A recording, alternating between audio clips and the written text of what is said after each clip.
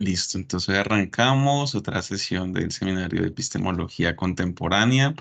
Seguimos con la propuesta de anarquismo epistemológico de Paul Feyerabend y hoy vamos a discutir en torno a los instrumentos de investigación, qué implica construir un instrumento de investigación y qué relación guarda con los supuestos teóricos, ontológicos, el background a lo mejor histórico, personal que también tienen los investigadores, si hay un isomorfismo con los sentidos de la percepción que tenemos, si es una extensión de ellos, o si más bien esos instrumentos son formas de conocer radicalmente distintas a las formas que traemos nosotros de conocer, pues de fábrica con nuestros sentidos de la percepción.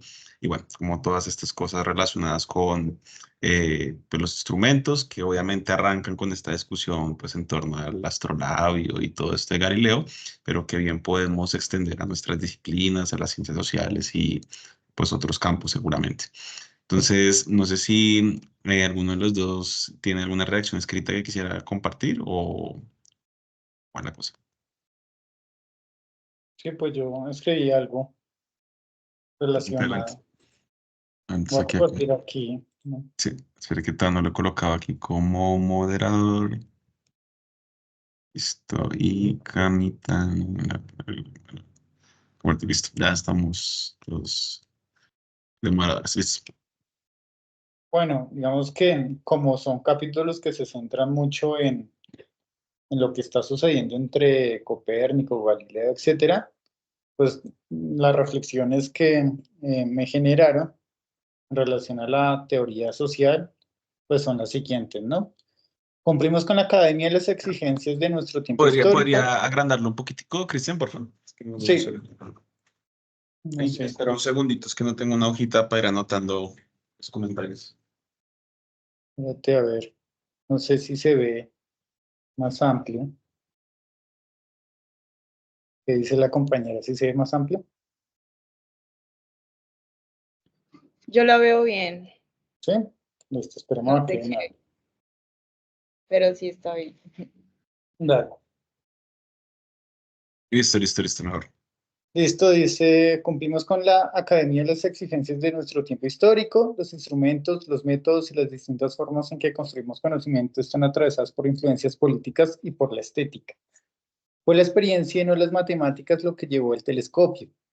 Lo que reviste el telescopio es un uso aparente en la Tierra que puede ser utilizado en el espacio, muy parecido a cuando asumimos categorías a priori porque creemos que están estrechamente relacionados con los objetos que abordamos o con el objeto que abordamos.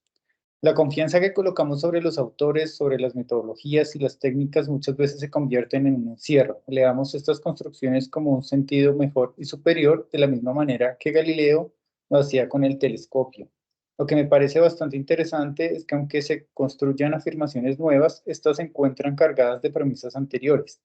En la teoría social, por ejemplo, las tendencias y las corrientes muchas veces beben de sus antecesoras, incluso utilizando herramientas conceptuales contra las mismas teorías que las crearon. Como ejemplo, el postestructuralismo y la crítica postcolonial. Bueno, eso es básicamente lo que me generó estos dos capítulos. Sí, yo creo que esta idea en ciencias sociales del diseño de los instrumentos de investigación lo lleva a uno sí o sí como a las cuestiones políticas, ¿no? Todas estas reflexiones en torno a la observación de segundo orden, como toda esta idea de pues, la posición de sujeto que conoce, pues yo creo que es central ahí, ¿no?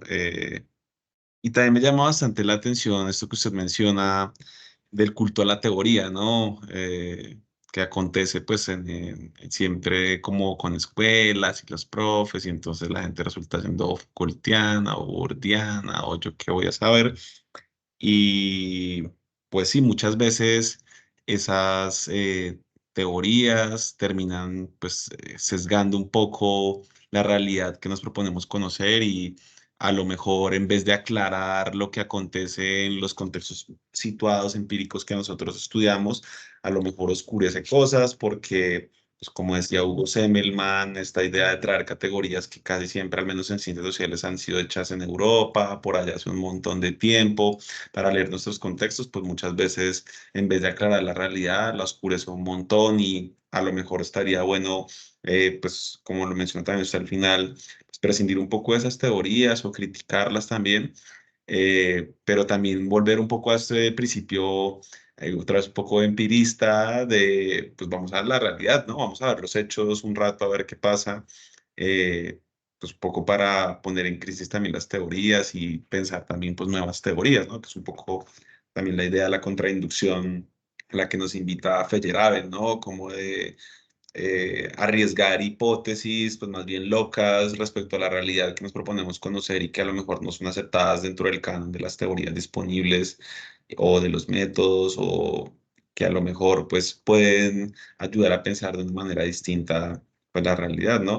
Y que yo creo que a lo mejor esa dimensión creativa, como de ir arriesgando cosas, pues tiene que ver un poco con la idea de revoluciones científicas y todo eso, ¿no? Como pues hay gente que se sale del canon y arriesga ideas que pues están bien locas y lo terminan pues matando como a Galileo y todas estas cosas, ¿no? Como que cierta rebeldía epistémica sería como una condición también para pues la construcción de nuevos conocimientos o las nuevas formas de conocer, ¿no? A mí me parece interesante que la idea de fondo y lo que tú también planteabas es que pues no hay un único método universal que debe ser aplicado como a las ciencias sociales, como muchas veces se ha creído, perdón, las ciencias no sociales, sino aquí en este caso de Galileo, pues algo más científico, pero pues que de todas maneras se puede extender el tema hacia la parte social y demás, y es que no hay una sola forma de conocer, ¿no? O sea, así como nos dicen que hay un solo método universal como aplicable a la ciencia, y nos han dicho que hay una sola forma de conocer y que hay una sola historia universal también que abarca como toda la historia de la humanidad y todas esas cuestiones que son pues absolutistas, como bien decía Kevin, muchas veces oscurecen o limitan también como las maneras de conocer algo más, ¿no? Entonces, por ejemplo, yo me pongo a pensar en la época de Galileo, que él empieza refutando la teoría de Ptolomeo en ese momento, que establecía que los planetas giraban alrededor de la Tierra. Y él contraargumenta eso diciendo que los planetas giran alrededor del Sol y pues justamente van contra como de esa visión tradicional de lo que se sabía como en ese momento y se da cuenta por una serie de observaciones y una serie de experimentaciones y demás que las cosas son diferentes a como usualmente se nos han mostrado, pues va a generar controversia y sobre todo en un contexto histórico que es tan ortodoxo, que es tan, todo lo que no es, entre, digamos, dentro de lo que dice la iglesia y lo que dice un contexto histórico, pues no es válido, ¿no? Entonces, creo que es bien interesante que Feyerabend justamente como que utiliza estos ejemplos para dar cuenta de que esa idea de que existe un único método universalmente aplicable a las ciencias en general, pues digamos que no se puede pensar así porque hay multiplicidad de formas de entenderlo, ¿no? Y ahí como que en el texto el análisis que hacen de Galileo entre la percepción y el conocimiento y todo eso, como que dan cuenta de que hay muchas otras formas en las cuales es importante como conocer, ¿no? Entonces, a mí me parece chévere eso, como darse cuenta de que lo que está categorizado, lo que se tilda como de absoluto, al final es algo que nos está limitando a conocer las cosas, ¿no? Creo que de alguna manera un poco lo decía Cristian en su texto y amplió un poquito como la idea. Y eso me parece pues interesante, como el contexto histórico, como todas unas creencias sociales también nos plantean como unas verdades supuestamente absolutas y todo lo que va en contra, y más en esa época pues era mucho más juzgado. Sí, yo creo que esto que mencionas de Galileo, de cómo pues el tipo se levanta contra lo que parecía obvio, ¿no? Y también como lo que parecía obvio, inclusive a la luz de los sentidos de la percepción, en lo que tanto confía la ciencia y Aristóteles y todo esto, ¿no? Y al final lo que termina haciendo después es como con estos dos instrumentos inventar un nuevo lenguaje observacional, que fue un poco algo que vimos en alguna sesión anterior, como pues lo que termina haciendo esta gente a lo mejor cuando, y yo creo que eso no sé por qué no lo mencionó Feyerabend en este capítulo o en estos capítulos, pues es a lo mejor un nuevo lenguaje observacional el que está en juego, ¿no? Cuando se produce un instrumento. Aunque bueno, vuelve la pregunta de si esos instrumentos obedecen el mismo lenguaje observacional, pero con Full HD, o realmente es un nuevo lenguaje observacional diferente, ¿no? Que permite ver otras cosas que nosotros pues no vemos, oímos, escuchamos, ¿no? Eso parece como pues muy potente. Eh, y esto del pluralismo epistémico también, ¿no? Como yo creo que sí algo muy importante en Feyerabend es que él no nos está proponiendo el pluralismo epistémico como algo que le parecería una chimba que hiciéramos, sino que lo que nos está diciendo es que eso siempre se ha hecho, o sea, que la condición para que exista la ciencia, inclusive esa de las ciencias naturales, positivistas y lo que sea, es que allí también ha habido pluralismo epistémico, ha habido muchas formas de conocer y han habido un montón de gente que se ha inventado cosas rarísimas como Galileo, que tumbaron los supuestos disponibles e inventaron inclusive nuevos lenguajes observacionales para hablar sobre la realidad. Entonces, yo creo que, pues sí, esa idea es como bastante, pues, potente, ¿no? Y sobre todo porque uno casi siempre en ciencias sociales le enseñan a los profes que es que a diferencia de las ciencias naturales, nosotros somos multiparadigmáticos. Y de momento sí lo somos, pero no tan a diferencia de las ciencias naturales, porque es que allá también han habido siempre varias formas de conocer, que todavía no están ni siquiera del todo aglutinadas en una misma teoría, que es lo que le quitó la cabeza a un montón de científicos como Einstein y yo no sé quién más, y que a lo mejor esa tarea de pronto ni siquiera es la que hay que hacer y por eso no lo han logrado, porque detrás de tener a lo mejor la aspiración al uno de los europeos y de la totalidad de la teoría de las teorías, y a lo mejor sí hay pluralismo epistémico es porque pues a lo mejor la realidad es plural y pues pueden haber varias teorías sobre la realidad que no necesariamente sean unificables en una sola, ni porque no podamos, sino porque a lo mejor es que así no es la realidad, ¿no?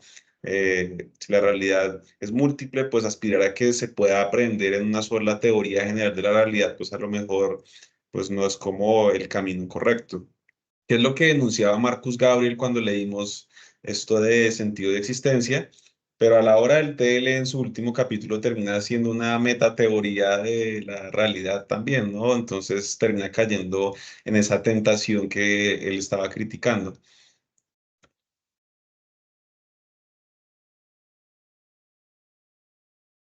Sí, digamos que me hace como reflexionar ahí como cuatro aspectos. El primero tiene que ver con una teoría occidental que es bastante circular, es decir, es circular en la medida en que como las categorías o los métodos que construyen terminan siendo la causa de su propia destrucción.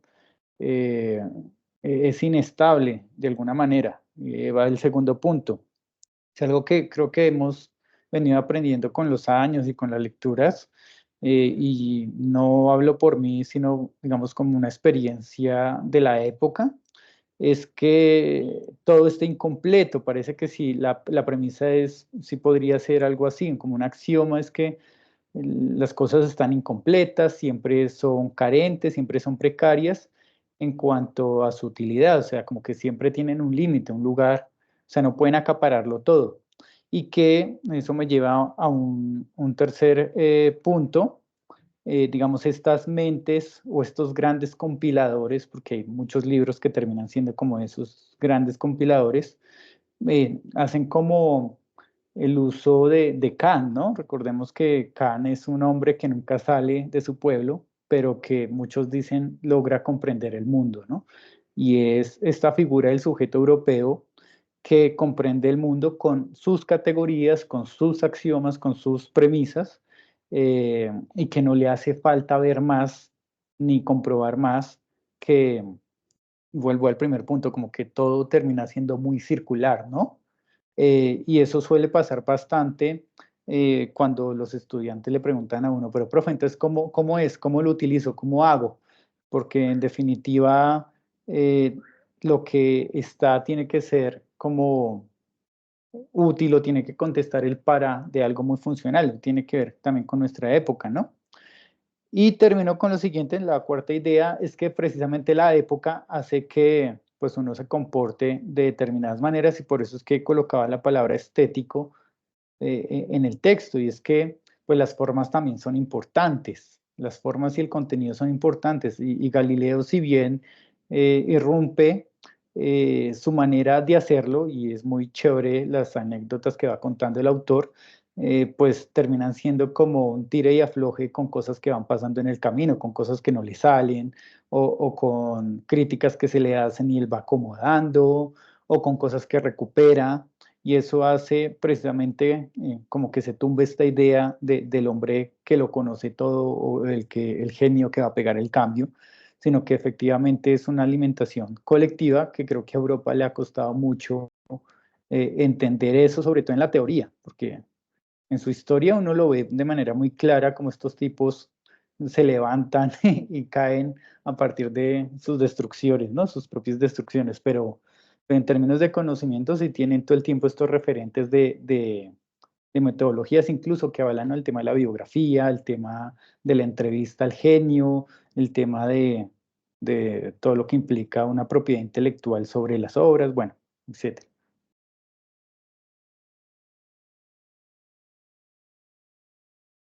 A mí me llama mucho la atención esto que usted menciona, como de ese carácter circular de la teoría de los europeos que lleva un poco a la autodestrucción. ¿Podría ampliar un poco esa idea?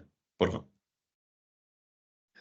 Sí, en un libro, ahorita no recuerdo, pero en un libro de Bruno Latour, el man decía algo así como que el problema de las ciencias sociales tenía que ver con su carácter circular, es decir, conversaciones que arrancan con unas premisas, pero resulta que cuando esas premisas se volcan sobre el mismo sujeto, el mismo contexto donde nacen, pues destruyen a cabalidad ese lugar. ¿Por qué? Es como conectando con el libro anterior, todo es relativo. Pues el todo es relativo tendría que también destruir la premisa de que todo es relativo, porque termina siendo una afirmación absoluta, ¿no? Entonces, digamos que lo que decía frente al uso de las ciencias sociales o el despliegue de las ciencias sociales es que terminan siendo muy circulares, sobre todo los libros que hablan solamente de teoría, porque arrancan con unas premisas y esas premisas luego se vuelven en contra. A mí me gusta mucho este autor, Foucault, no por la teoría como tal, sino más bien como la manera en que los libros, él va construyendo la teoría y dice, yo no sé si lo tengo claro, esto es una propuesta, pero él continúa, ¿no? Y va haciendo esas aclaraciones en los libros recuerden que esto es un tema de ensayo, que esto no puede funcionar, que esto tiene unas limitaciones todo el tiempo. Y es muy curioso porque los seguidores de este autor terminan utilizando la teoría como un absoluto y termina convirtiéndose en circular precisamente porque atrapa todo este conjunto de premisas. Entonces, tanto las críticas como lo que se propone termina en esta circularidad.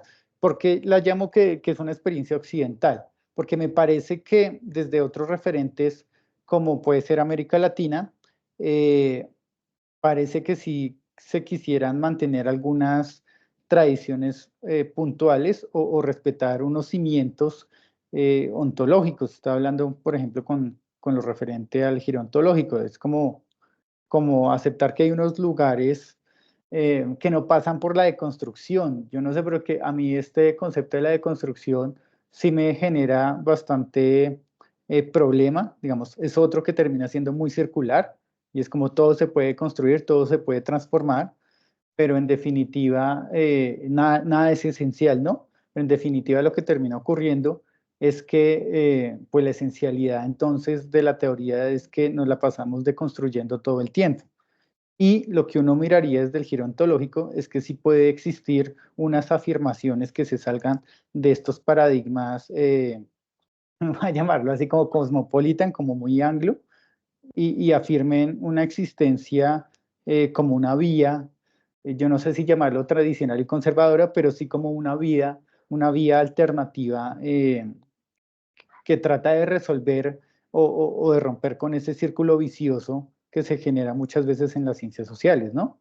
Y como que estos estudios que hablan sobre mediación, hay unos estudios que hablan como sobre mediación artística o mediación teórica, terminan, digamos, dando respuesta a estos espacios. Ejemplo, cómo la música se vuelve un espacio de transformación social. Son estudios que terminan siendo temas de mediación entre la teoría y la experiencia de los sujetos en producción de otros lenguajes y otras formas y contrastar la teoría. Bueno, el arte creo que tiene un amplio recurso para hacer eso. Pero lo que me refería con circular es eso, ¿no? Eh, digamos, ahí están las tesis en las academias y creo que es otra muestra de esa circularidad que existe alrededor de la experiencia del conocimiento occidental, ¿no? Académico. Pues muy potente todo lo que dice, me pone a pensar un montón. Sobre todo también, como usted ve un poco en el giro ontológico, una alternativa a salir de ese bucle, ¿no? Yo escribí algo parecido, como, pues sí, no la circularidad, sino como un bucle, que pues es lo mismo, pero no sé si me refiero exactamente a lo mismo que usted estaba refiriendo con la idea de la tour, creo que es algo parecido, pero si quiere puedo leerla, pues mi reacción y pues lo seguimos comentando, ¿les parece? Se va a compartir.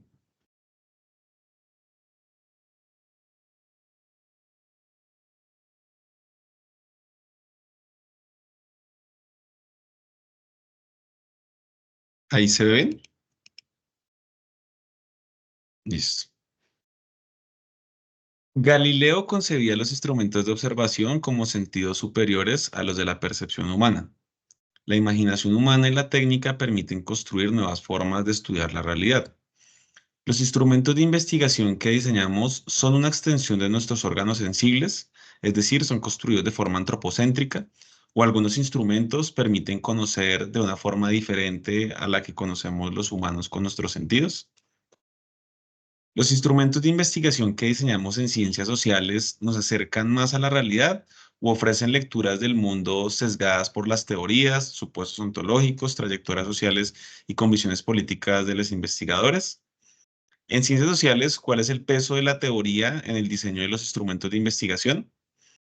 En la literatura binaria que conocemos hay al menos dos caminos más bien opuestos. Primero, el camino deductivo conduce a las encuestas y entrevistas estructuradas de psicólogos y sociólogos. Segundo, el camino inductivo conduce a la etnografía, las entrevistas no estructuradas de la antropología, la teoría fundamentada, la fenomenología. El primer camino parte de la teoría de supuestos ontológicos sobre el mundo social. El segundo camino procura suspender esos supuestos y teorías que siempre están latentes en la historicidad ontológica y epistémica de los investigadores para hacer una apertura a la realidad de los grupos que nos proponemos conocer mediante sus propias categorías, narrativas y explicaciones. Que ese segundo camino es un poco el que se acerca más al giro ontológico, ¿no? Es como jugar a esa escuela, ¿no? A lo mejor hay una suerte de bucle en el que la teoría modifica las formas de observación mediante el diseño de instrumentos de investigación y esos instrumentos y sobre todo sus conclusiones, que seguro guardan alguna relación de coherencia con las teorías que inspiraron el diseño de los instrumentos, todo eso modifica las formas en que observamos el mundo sin instrumentos. Una encuesta fundada en supuestos ontológicos reduccionistas quizá conduce a hallazgos reduccionistas sobre la realidad. Dichos hallazgos, al ser legitimados como conocimiento, pueden modificar nuestras categorías para comprender dicha realidad y resultar adoptando categorías y modos de razonar reduccionistas. Poco ese es como el bucle que yo veo ahí, ¿no? Como si yo hago una encuesta o un instrumento de investigación que supone que la explicación del fenómeno que estoy haciendo es el poder, por ejemplo, pues voy a tener hallazgos que me llevan a que todo es el poder y entonces lo que voy a hacer luego es cuando conozca la realidad o, por ejemplo, como mencionaba muy bien en este ejemplo los Foucaultianos, ya que hablamos del poder cristian, la iglesia pues que se hace en torno a los teóricos, pues resulta una iglesia de reduccionistas y entonces esta teoría al final no está a lo mejor dando cuenta de la realidad, sino lo que está haciendo es producir nuevos supuestos sobre la realidad con validez epistémica, valor de verdad y pues produce como una generación de personas que si no son críticos con la teoría, como mencionaba Cristian, pues pueden resultar como, pues sí, haciendo lecturas sesgadas de la realidad que a lo mejor en vez de aclarar oscurecen un poco y ese es un poco el bucle que yo veía ahí. Según Feyerabend, la investigación viola siempre las reglas metodológicas más importantes y no puede proceder de otra forma. Quizás vale la pena adoptar la actitud anarquista de Feyerabend y reinventar radicalmente los instrumentos de investigación de las ciencias sociales o prescindir de ellos como sugieren las corrientes contemporáneas de la antropología. Así, Cristian. No, me pareció, yo entiendo, me hizo recordar sobre todo ese primer párrafo, como esa crítica que su merced le tiene a la pedagogía y a la didáctica, pero me parece que eso que acaba de decir ahí en ese párrafo es muy de profe, ¿no? Pedagógicamente explicar, me parece muy chévere, además creo que lo voy a utilizar en alguna clase que dé, el tema de lo deductivo y lo inductivo y cómo se ve de manera práctica en el ejercicio profesional, ¿no? Eso me pareció genial, además se entiende, me parece muy brillante, quiero decir, como eso. Y frente a, digamos, a este tema de tomar una teoría y atravesarla en todos los planos y en todas las dimensiones. Es muy frecuente cuando uno escucha como a los profes, bastantes profes que dicen como, es que a mí me cuesta no pensar el mundo sin las relaciones de poder, ¿sí? Por ejemplo, y eso es muy Foucaultiano, entonces cualquier escenario está atravesado por relaciones de poder y me hace pensar en que hay experiencias que no. Voy a poner como el ejemplo que suelo colocar en algunas clases para explicar cómo está organizado el sistema educativo occidental y cómo hay otras formas de educación. Y es que el occidental está muy vinculado a la crítica, ¿no? Entonces el estudiante pilo es el estudiante que critica, que cuestiona, que se enfrenta a la autoridad, que, digamos, todo el tiempo está en esa tensión de las relaciones de poder y que busca reconocerse, validarse, el yo está presente, ¿sí? En las escuelas tibetanas, si es que uno las puede llamar escuelas, pero en este otro sentido de educación, pues las relaciones de poder se suspenden, no están presentes. ¿Porque no están presentes? Hay un examen que ellos hacen para el ingreso en estas universidades, es que hay unas tinajas llenas de agua y colocan a los aspirantes y les dicen, por favor, tome esta vara y revuelva la tinaja. Entonces usted empieza a revolver. Entonces, ¿qué diría un estudiante occidental?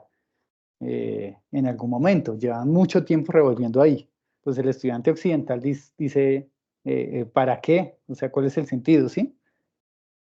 En ese momento, ellos le dicen al estudiante, usted queda por fuera de la prueba, por favor, salga. Porque lo que están mirando ahí es esa capacidad de resistencia que se tiene frente a la autoridad o frente a las tradiciones o frente a estas formas que se respetan mucho, pero que para ellos son incuestionables. Entonces, pasa por otro lado, ¿no? Es decir, la lectura de las relaciones de poder carece, por ejemplo, de sentido para tratar de explicar esto. Y me parece ahí sí que la propuesta del giro ontológico, muy en la vía en lo que Kevin, digamos, ha manejado, podría dar pistas para poder dar cuenta de estas experiencias, ¿no? Eh, Eso era como lo que quería mencionar. No sé qué piensa María Camila, que está ahí como anotando cosas. No, yo les estaba escuchando, yo creo que algo que le resaltó mucho justo como al giro ontológico es que deja por un lado como la idea del mero conocimiento y de la teoría y se pregunta por el qué de las cosas, ¿no? Como del ser en sí mismo.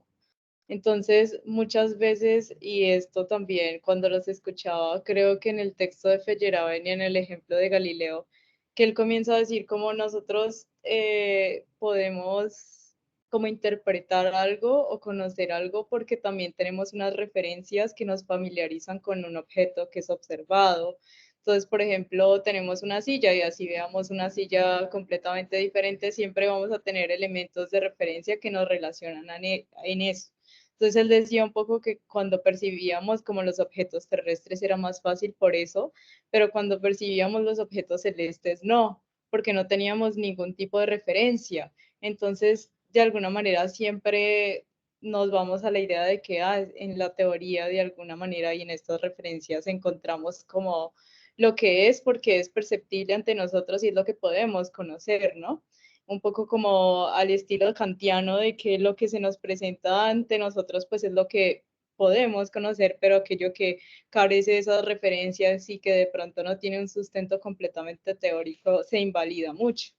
Entonces yo creo que justamente ir en contra de estas cosmovisiones tradicionales muchas veces o de esas categorías, pues, y estas verdades como absolutas, pues nos van a como posibilitar un poco como ir más allá de todo. Porque al final yo siempre he pensado que no es que haya una verdad absoluta ni que todo tenga que ser como eh, relativo, sino que sencillamente eso que uno supone como verdadero y lo cuestiona, pues eso nos va a permitir generar otro tipo de conocimientos que nos acerquen a otros planteamientos igualmente válidos, ¿no? Entonces, como que encerrar algo y decir es que así es la realidad y estos son los postulados y hay que creer en eso, pues no.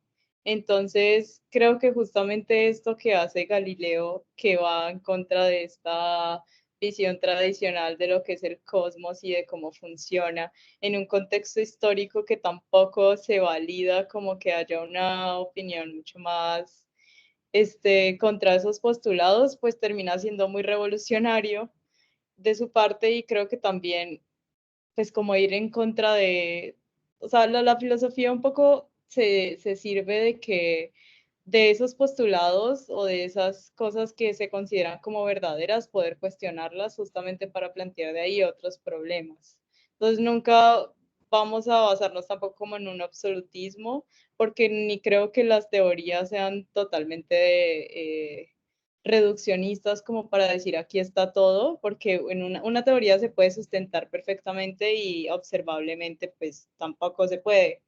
Entonces difiere muchas veces y en esas contradicciones pues también lo mismo pasa con la ciencia histórica cuando nos venden una idea de que la historia occidental y la historia europea es la historia universal y es la historia que todos tenemos que conocer porque evidentemente hay otras historias que no son las historias ni siquiera de los archivos, sino que son las pequeñas historias de la gente, de las comunidades, las voces de las víctimas. Entonces, como que creo que eso es lo valioso del texto y pues escuchándolos también como que pienso mucho esto de que a veces las teorías pues son muy reduccionistas y pues tampoco permiten como dar cuenta de más allá, ¿no? Y hasta qué punto pues nos confiamos de ellas y hasta qué punto también nos confiamos de las observacionales. Entonces, pues nada, eso apunto.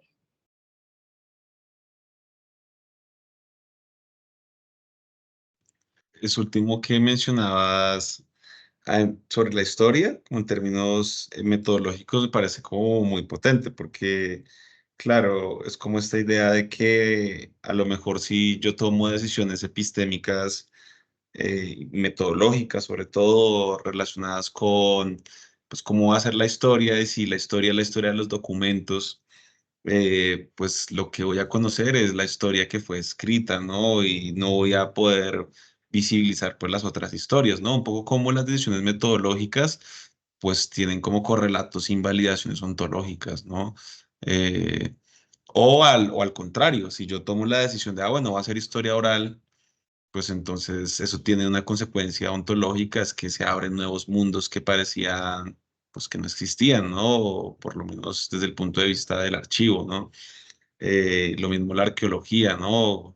Si yo tomo la decisión de escarbar en artefactos del pasado cultural de las sociedades, pues aparecen un montón de cosas que no existían. Un poco la idea de los dinosaurios y todo esto, ¿no? Como estas decisiones metodológicas, epistémicas, son puertas ontológicas, ¿no? Que abren mundos o cierran mundos, ¿no? Eso está como, es como muy chévere. Eh, y bueno, todo esto de El misterio, es que a mí algo que me llama mucho la atención con esto de la ciencia es que toda esta gente que hemos visto y con Dance y todo lo que hemos leído en este seminario y casi todo el conocimiento occidental, pues tiene una confianza tan grande en la observación, en los sentidos, pese a que igual está la sospecha ahí de aguas con los sentidos que algo nos engañan y tal, pero es como un conocimiento sobre lo obvio, ¿no? Como sobre lo que se puede ver, tocar, sentir, pero es como que la ciencia occidental le huye al misterio, ¿no? Como que esto supera los límites de mi razón. No seas tan aburrido, Kant, sal de tu casa. Y luego uno va a mirar en otras sociedades y hay unas formas de conocimiento muy raras. O sea, estos días estaba escuchando, pues para practicar esto del TOEFL, un podcast que es como historia de la filosofía y tal, y estaban hablando sobre esto, estos árabes de la escuela de Bagdad en la Edad Media, y había Sana, que es uno de ellos, pues sale con una vaina que me pareció muy loca respecto a esto, y es que el tipo hace 1000 años estaba sugiriendo que esos sentidos de la percepción de los que hablaban Aristóteles y tal, que era con quien él estaba discutiendo en su momento, pues eran solamente los sentidos que él llama externos, pero a lo mejor el tipo dice, este Sana, que por dentro hay otros sentidos que no están ahí en el registro de la ciencia, y ahí yo siento que abre un montón de puertas que en la ciencia pues no están.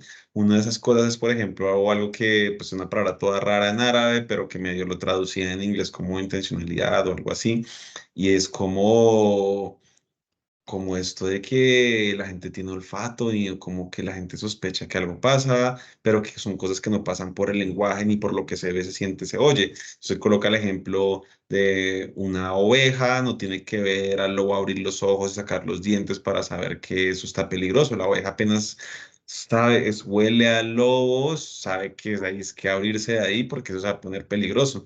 Y entonces coloca el ejemplo de que inclusive en los cuentos de hadas de la época, pues las personas ya saben que advierten el peligro sin ver los indicadores del peligro necesariamente pasando por el lenguaje, un poco criticando todas las teorías reduccionistas del lenguaje que van a aparecer 1000 años después de él, con Gadamer o toda la gente que del interaccionismo simbólico va a sospechar que entonces todo pasa por el lenguaje, y a lo mejor no, a lo mejor hay como un montón de sentidos o como les llamemos que están ocultos y que la ciencia pues no quiso abrir esa puerta nunca porque tampoco se quiso ocupar de las cosas que a lo mejor se accede con esas otras formas de conocer. Es decir, cuando pensamos en esto del yaje como medicina para el alma, pues es que eso está en un registro distinto que no es el empírico, o sea, y claramente por eso la ciencia occidental nunca va a entender nada de eso. Todo lo que pudieron ver en sus correlatos biológicos ya se lo robaron y lo volvieron pills y los están vendiendo con patentes y todo esto, pero todo lo demás que no lograron entender con este conocimiento que es más bien ingenuo y que le huye al misterio, al oculto, a lo que no es obvio entre los sentidos externos, pues no se sabe nada de eso, ¿no? Entonces, poco la idea del giro ontológico en la actualidad, pues va para el mismo lado, ¿no? Como pues, todas esas etnografías que han visto un montón de cosas rarísimas en todas las sociedades, como el Yahe o como Rachel Dolmatov en los años 50, viendo que aquí los pueblos amazónicos ya tenían formas de planificación sexual y de control de la población antes de la famosa revolución demográfica de los 60 de Occidente con la píldora anticonceptiva, etcétera. Entonces, como que tratar de tomar en serio todas otras formas de conocimiento que no pasan a lo mejor por la empiria, por la observación, por lo evidente, que están más bien en un registro del misterio, del oculto, pues yo creo que es como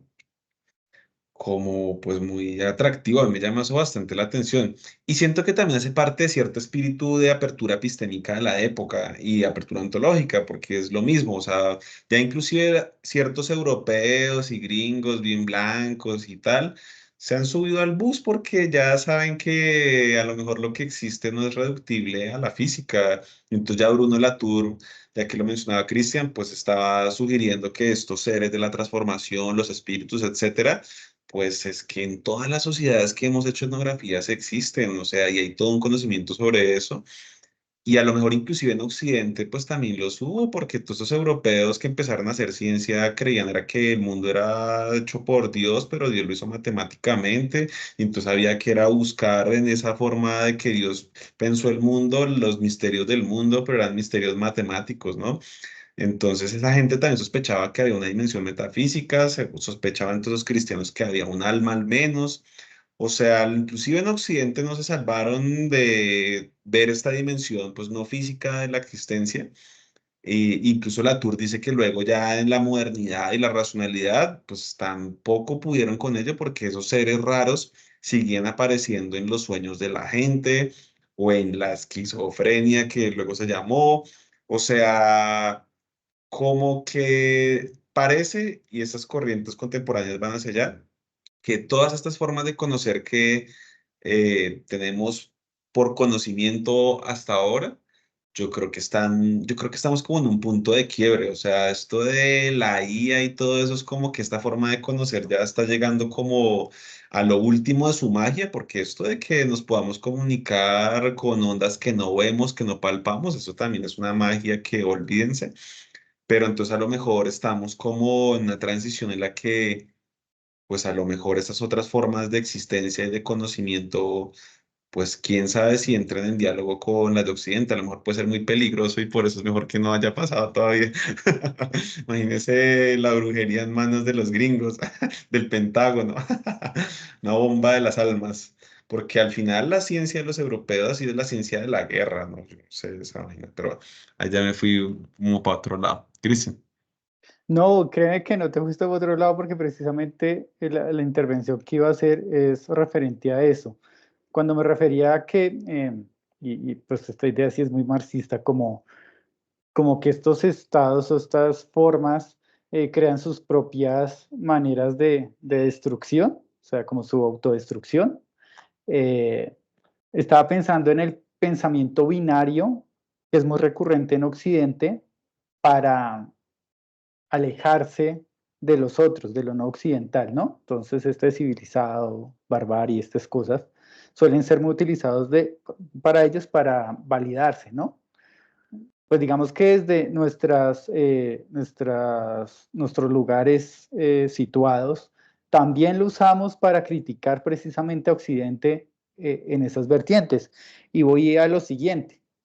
Cuando pensamos el tema del cuerpo, el cuerpo está atravesado por la teoría, y recalco lo que decía María Camila con respecto a la historia, esa historia occidental de los documentos, esa historia escrita, ¿no? Esa historia que permanece frente a una historia que no pueden controlar, una historia que está atravesada por lo oral, una historia que está atravesada por otras formas digamos, de mantenerse en el tiempo, y que no pasan por los registros occidentales, puede llevarnos a pensar que toda la construcción epistemológica y paradigmática eh, de Europa, que está atravesada por el cuerpo, vuelvo y digo, eh, la puede uno palpar o ver, si uno quisiera hacer una especie de biopsia, en los ejemplos y en las maneras en las que uno también habla o escribe, ¿no? Entonces, voy a poner varios ejemplos, como cuando utilizamos el ejemplo más usado desde el occidental, pensamos en la silla, ¿no?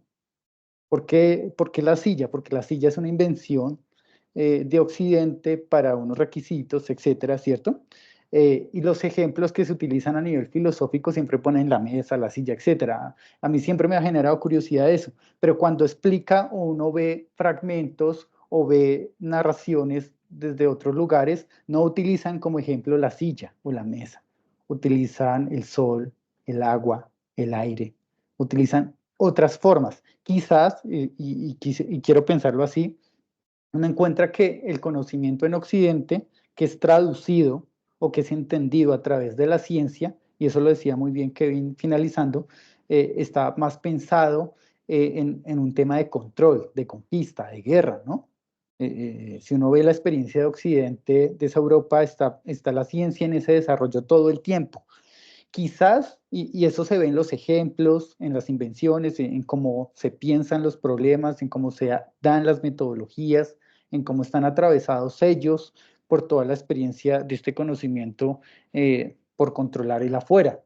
Por eso es que el proceso de secularización para ellos es tan importante. Zafémonos de lo religioso, zafémonos de todas estas otras formas y lo que no se puede ver, tocar, como sentir, como todo eso, pues es algo que no nos vamos a meter ahí porque lo que nos interesa es precisamente, ahorita que estaba yo escuchándolos, decía como, uy, se me prendió el bombillo. Bueno, esto es otra experiencia muy occidental. Yo, ¿por qué no puedo decir, uy, mi alma sintió algo distinto? No, se me prendió el bombillo, se me prendió este lugar de la ilustración, de la luz, me iluminé, ¿sí? Como en esta experiencia. Es decir, el cuerpo está atravesado por estas experiencias occidentales, vuelvo y digo. Y termino con esto. Entonces, como decía, quizás el tema de Occidente está atravesado por la conquista, la guerra, el control de lo externo, por eso los sentidos de lo externo son tan importantes de entender, de comprender, de utilizar, y no tanto esos otros sentidos que no son comprensibles para ellos, porque quizás lo no occidental no quiere conquistar, no quiere guerra, no quiere este tipo de cosas, sino quizás su relación con el externo sea una relación de comprensión y de convivencia. Si uno ve estas reflexiones, ahorita lo que estaba citando Kevin y las que uno pueda conocer de estas otras experiencias no occidentales, son experiencias que tratan de buscar como una especie de equilibrio, de convivencia con lo externo y no un control, un entendimiento y una comprensión para beneficio propio, sino más bien un diálogo, incluso si el misterio está ahí, la incertidumbre está, como que se vuelve emocionante, es mucho mejor el tema, ¿no? Eh, y quizás también por eso solamente estas lecturas de las cuales estoy hablando, y esto lo estoy hablando desde esta crítica del orientalismo, o sea, porque estas cosas tienen validez en Occidente, quizás estas lecturas empiezan en este momento a tener valor en Occidente con la misma premisa que funciona Disney, y es que está bien como estos otros sentidos y todas estas cosas súper guay, siempre y cuando pues las valide el mercado, siempre y cuando moneticen, porque si no monetizan, entonces ¿para qué yo voy a hacer una película o para qué yo voy a hablar de estos temas si no me genera audiencia, si no, yo siento que ahí eh, pues se generan estas tensiones, me hizo pensar esto.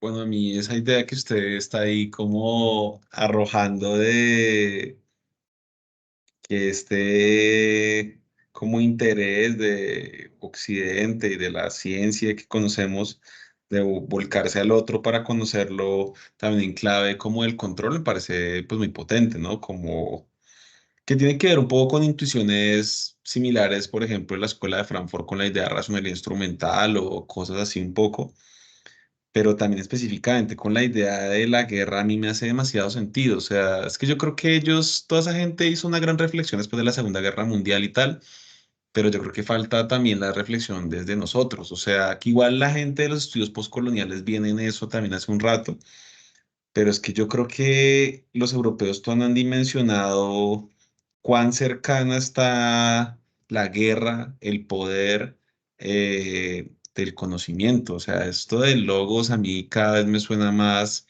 a que desde el mundo griego y pasando inclusive por estos árabes, o sea, a esa gente lo que le gusta es la guerra. O sea, como que si bien el conocimiento que pasa por ahí puede tener premisas sobre otras cosas, sobre otros temas de la vida y tal, yo siento que al final el telos de todo esto es la dominación, o sea, inclusive conectándolo con cosas que usted decía ahorita hace un rato, que tienen que ver un poco con la idea de la distinción o algo así, como de somos civilización y ellos son barbarie, somos razón y los demás pues no son razón, aquí hacemos física y los demás es como pues un montón de mundos raros.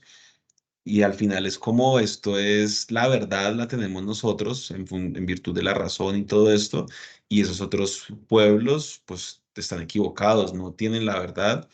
eh, y entonces el mundo que nosotros concebimos es el que existe, y esa gente está re equivocada porque su mundo ni existe, y a lo mejor ellos ni humanos son, y vamos es a esclavizarlos. Es que un poco yo sospecho que lo que está detrás de todo esto es cierta idea de sentirse superior a otros grupos por algún motivo, sea la razón, sea la civilización, sea la verdad, pero en el fondo es la guerra. O sea, es que yo lo que creo es que todo esto se vuelve subsidiario, es de hacer las mejores armas, las mejores técnicas de guerra, los mejores mapas para destruir el mundo, las mejores técnicas de dominación y control. Si no, pregúntenle a la psicología organizacional cómo nos tiene explotados y fastidiados y enfermos con ansiedad, todos y dependientes del mercado y endeudados con la tarjeta de crédito. O sea, es La como, japicracia. ¿en serio queremos seguir haciendo ciencia? ¿Para qué hacemos epistemología?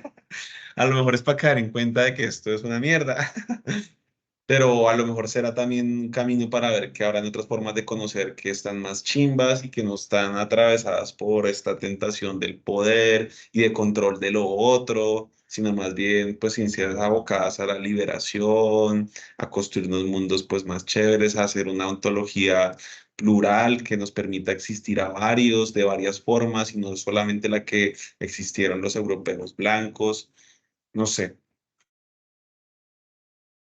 Yo creo que justo con lo que decías, pues hay una colonización del saber, ¿no? También, en el que se nos han impuesto un montón de cosas a nivel incluso de la medicina, de la educación, de cómo se hace todo en el mundo, básicamente.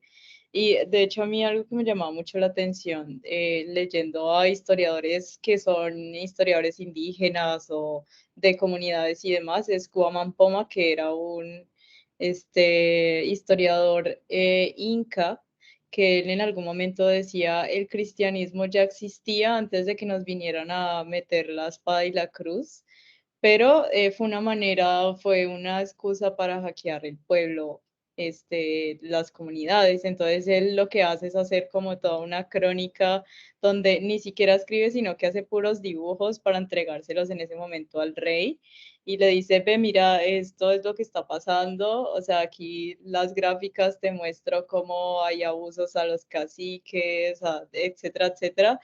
Entonces, como también se nos han impuesto un montón de verdades o un montón, o sea, Occidente tiene una lectura universal de un montón de cosas que se nos han vendido como tal, pero que realmente no necesariamente es esa la historia o lo verdad, ¿no? Entonces, a mí se me hace muy curioso que si, por ejemplo, es una medicina alternativa que no es la pasta y demás, entonces eso no es válido porque es una cuestión como primitiva y pues eso no tiene una validez teórica ni nada por el estilo. Entonces como que ha habido una colonización también en las maneras en cómo conocemos, qué se nos presenta, digamos. Entonces eso también es algo pues que sí, que hace parte de esa colonización, de esa imposición de saberes que justamente casi no sabemos de historiadoras mujeres porque siempre es el historiador blanco, heterosexual, cristiano, español. Entonces, ¿cómo podemos también como darle voz ni siquiera desde la escritura, sino como lo decían hace un tiempo, desde la oralidad y desde otras formas de conocimiento que nos pueden como dar mucha información? Y por ejemplo, el tema de la experiencia subjetiva, que también la experiencia, hay filósofos, no sé, como Wittgenstein, que también dice que la experiencia es una forma de conocimiento, ¿no? Y por ejemplo, cuando experimentamos, o sea, es muy difícil uno refutarle a una persona como decirle, no, no estoy de acuerdo con que tú hayas sentido eso, porque realmente no sabemos cuál es la experiencia que atraviesa a cada persona. Entonces, por ejemplo, cuando Wittgenstein habla un poco de la espiritualidad, un poco dice que si estamos experimentando algo con nuestro cuerpo físico, pues no es algo tan sobrenatural, o sea, no es algo tan trascendente porque de alguna manera hay una, una experiencia subjetiva y eso también nos dice algo, ¿no? Entonces, de acuerdo también con Kevin cuando decía que a veces la ciencia se restringe un poco como a saber que otras cosas existen o no nos abren esas puertas porque sencillamente van en contra de unas verdades y unos presupuestos que ya se nos han dado. Por ejemplo, yo me estoy viendo ahorita una serie de Netflix sobre los ovnis y un montón de testigos que dicen haber sido contactados y no sé qué. Y pues obviamente History esa Channel. otra contraparte, esa otra contraparte de la gente que dice que no, que están locos, que hay que todos los 100 testigos tienen que ir al psicólogo. Entonces yo digo como que también son cosas que no nos permiten como hablar, es sencillamente porque van contra a nuestros avances o superan, digamos, algunas cosas, pero que si no las enfrentamos, pues van a seguir ahí, ¿no? Entonces, un poco como que quería ahondar en eso.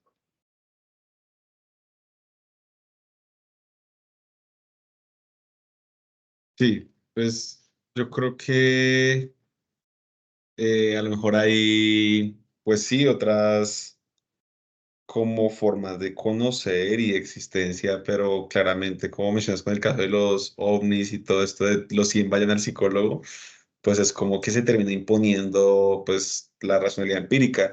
Eso me hizo pensar en alguna etnografía que vi sobre una de las apariciones de la Virgen en Colombia. Es una vidente que la vio en Pereira por allá hace varios años. Y entonces, claro, el Vaticano tiene como todo un protocolo para legitimar la aparición de estas deidades, en este caso la Virgen. Y dentro del protocolo se incluyeron un test, un examen para descartar esquizofrenia o alguna patología mental a la vidente que era Luz Helena Valencia, una pues, mujer paisa, pues, pareirana de la época. Y pues el veredicto del Vaticano fue que la vieja pues estaba esquizofrénica y que tenía corría la teja y que pues al final Pereira no es hoy en día uno de los países, uno de los lugares como donde apareció la Virgen, como si, no sé, en México o algo así.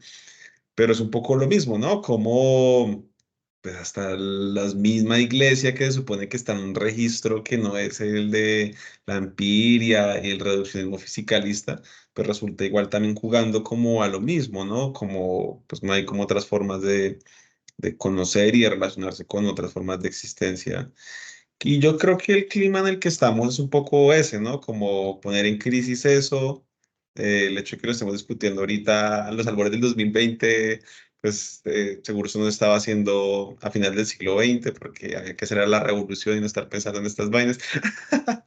Y pues sí, hay como climas de época, pero yo creo que también está bueno, o algo que he pensado mucho estos días con este cuento de los árabes, que tengo ganas de leer bien es que esa gente, por ejemplo, tiene unas intuiciones parecidas a lo que hoy se está diciendo. O sea, como ellos estaban pensando, por ejemplo, Al-Farabi se hacía se ha pensado una antología muy parecida a la del nuevo realismo y lo de Marcus Gabriel y todo eso. Él hablaba del Fénix como algo que existe, pero que su existencia no necesariamente es material, pero que existe pues en los libros, en la cultura, en las historias, en el lenguaje de la gente, todo el mundo lo representa de una manera.